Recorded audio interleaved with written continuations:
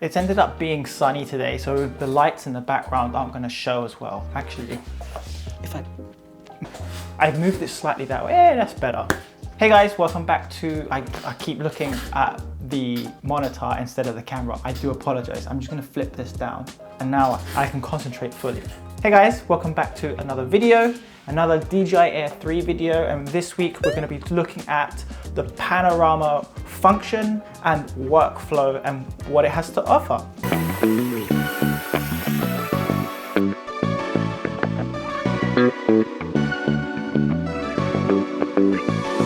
If you're a returning subscriber, thank you very much. Welcome back. I hope you're enjoying these videos and learning along with me. And if you're new, welcome. My name is Dimitrios and I create videos on drones, photography and everything in between. And it's a mix of entertaining and educational content. My returning viewers have probably heard me say this for a few times now, but I have to do it for my new viewers because I want them to come and engage with us and become a community. So if this is something that you're interested in learning the Air 3 with me, remember to give this video a like. That helps let other people know that you like this video so YouTube can share that with people to come here, and subscribe for future videos. Now we've got rid of that out the way, I have one more thing. So I have two FPV drones here, so I will be doing an unboxing. So Cinelog 25 and then the Mark 5. I have set this one up and I haven't. So I think next week I'm going to be doing a video on unboxing on these and why I have these. And then the following week I'm probably going to be going to Cyprus. It's going to be difficult for me to get a video out, but I need a vacation anyway. Now this is out the way, let's get on with the Air 3. Okay, this is such a brain dump video because I did do this morning, the flying part. So yeah, I just shoved all my notes here. First of all, the thing to note is that it's only available on the 24mm. There is no 70mm panorama option. It's just not there, it doesn't exist. It's a fugazi, it's a wazi, it's a woozy, it's a fairy dust. It doesn't exist, it's never landed, it is no matter, it's not on the elemental chart, it's not fucking real. Right? Right. There is also only the 12 megapixel option. It actually doesn't even give you an option to select 12 or 48. You just get the panorama and that's it. But it's 12 megapixel photos. You do have the option to choose between JPEG and RAW. The one thing to note here is that if you do select RAW, DJI will always output a JPEG anyway. That's another thing to consider with the Panorama workflow, and that's for all of the options. So you do get 4 options with the Panorama mode. You have sphere, so basically the 360-degree view of your location, and that's 33 images there. And you have a 180-degree panorama, so the drone, you want to make sure the drone is pointing at your center point, and it will take 21 images in total, so it will be your left and then your right to get the 21 images. You also have a wide, which is just 9 photo stitch. This seems to be the same as with when I had the Mini 2, so they haven't updated this. And then you have a vertical mode. So everyone who's complaining that in single shot there was no vertical mode, Panorama is probably the way to go here if you want a high resolution vertical photo for social media. Then again, I don't think it's all that impressive. Single shot in 4:3 aspect ratio and cropping in is going to be the better option. That is just my opinion though. So those are your 4 options. My favorites since doing panoramas tend to be the 180 because it just comes out really nice, especially with the 21 images that you get from it. And then wide, but with the RAW files, compared to the JPEG that DJI outputs, there are some differences, but I'll get to that when we get to the editing portion in just a moment. With the panorama mode, you do have the option to shoot in either auto or manual. Again, just deciding on your settings. My recommendation again is maybe stick to auto. I do think they come out better than they do with manual mode. Again, it's just playing around with the settings and fine tuning what's suited for you at the end of the day.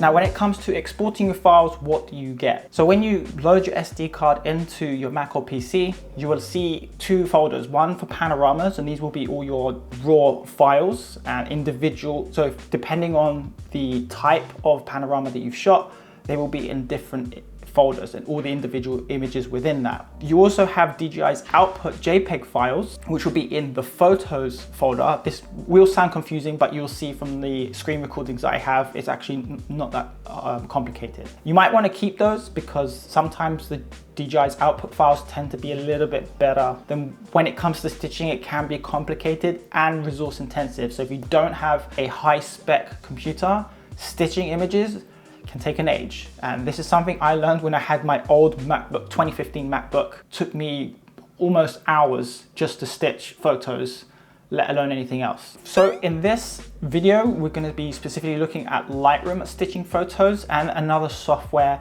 for 360 images. So to stitch images in Lightroom, it's pretty straightforward. Create a new album, and then all you want to do is navigate within Finder or Windows Explorer, find your panoramas of images and just drag those into Lightroom. And then all of them will pop up, and then if you have cloud, it will start syncing. Next thing you want to do is you want to select all, so Command A is to select all, or just use your mouse and select everything. Right click and go to Panorama Merge, or the shortcut for this is Control M on Mac, and I'm guessing PC going to be something similar. Now, again, like I said, it is resource intensive stitching images. I have an M1 MacBook Pro, so it tends to be fine. However, for some reason on this occasion, when I was trying to do screen recordings, it would not work. So I had to delete, and I don't know, it glitched out. Maybe it was the screen recording taking up some resource, but eventually it worked. This was like the first time. Once you click on merge, you get 3 options within Lightroom.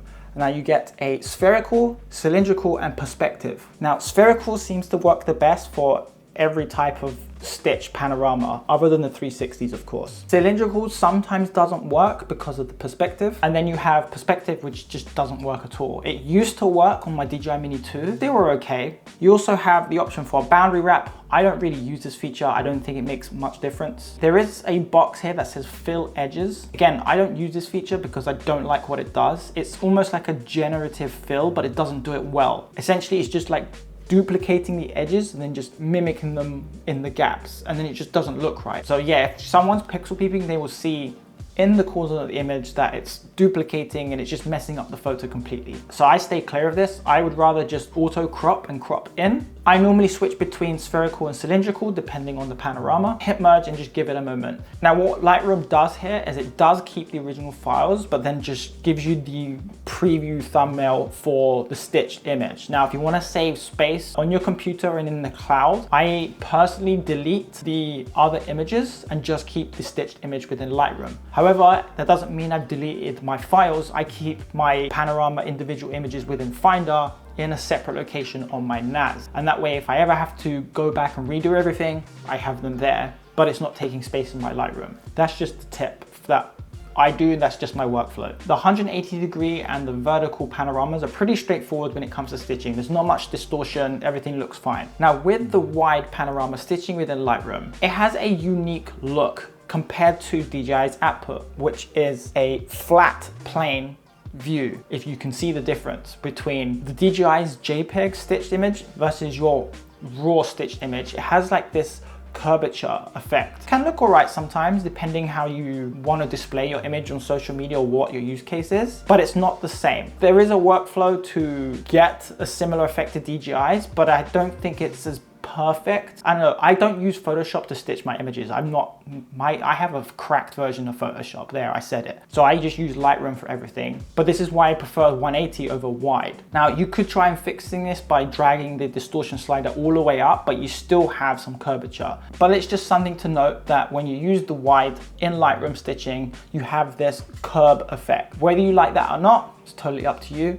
And if you know a better workflow in Photoshop and you can fix this, please let everyone know in the comment section down below. Now, before we get to 360 stitching, I just want to show you the other version to be able to get the similar effect of just a flat horizon with the wide panorama stitching. Now, this software isn't free. However, it is the best one that I have found for the money in terms of simplicity. I've tried PTGui in the past and that's just horrendous interface. I do not recommend that at all. Now within Pano Stitcher, it's a very basic interface. It's really easy to use. All you want to do here is drag your 9 images in, let them process and stitch the images together really quite quickly, quicker than Lightroom. You want to keep the alignment spherical, and the crop as inscribe is obviously you want to cut the edges out. You don't want to do any generative fill because it doesn't look that good. And then where it says projection, you want to go from I can't even say this now, equirectangular. Wait, I can't even speak English anymore. Equirectangular. Oh my God, I'm terrible. Hi, Lisa. Hi, Super Nintendo Chalmers. Meow. I'm learning. And you want to click on rectilinear and just let it process. You can change your exposure value here as well, but you can probably recover this in Lightroom. If you're going to do it, maybe bump it up by 0.1 to 0.3 exposure value and just export it, and it will export it as a PNG. And then you can import that into Lightroom. You can see there's a visible difference with the curvature from the Pano within Lightroom stitched versus the one with Pano Stitcher input into Lightroom. I don't know, let me know what you think you prefer. At the end of the day, just there's 2 different styles of photos here.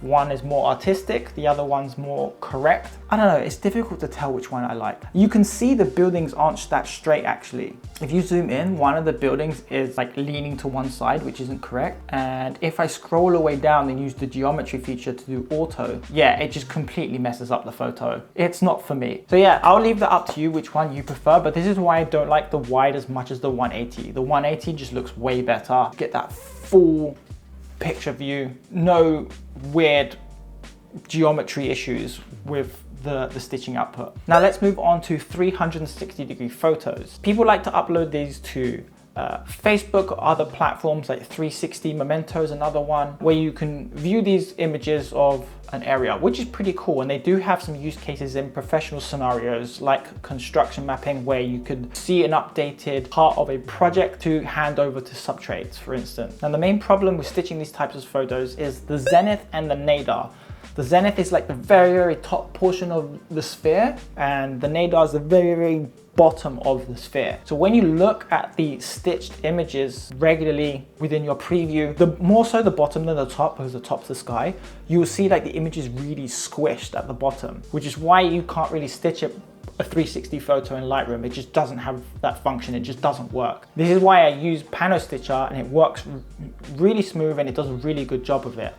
Take a deep breath. Again, to stitch these, just load Panorama Stitcher, load the photos in, and you want to keep everything as default spherical, keep it as subscribe and equirectangular. Oh, I really cannot say that word. If the images will come out dark, so you might want to increase the exposure value, but again, you can probably do this in Lightroom. Hit save, and then you can import that to Lightroom and make adjustments. And to view it, this software is free. It's called Spherical Viewer. All you have to do is just drag and drop the photo into Spherical Viewer and you have a 360 photo. The one thing I notice with the stitch is that it's not perfect. When you do start looking around for stitch lines, it's very faint stitch lines. This does a much better job than the Mini 2 that I used to have, where the sky was not complete. It just didn't look good at all. I've seen like one lamppost that wasn't stitched properly, but again, if you're really pixel peeping, then you're gonna notice. But in general overview, these are really good, high quality 360 images. I think DJI's version output is a lot better, but these are JPEG files.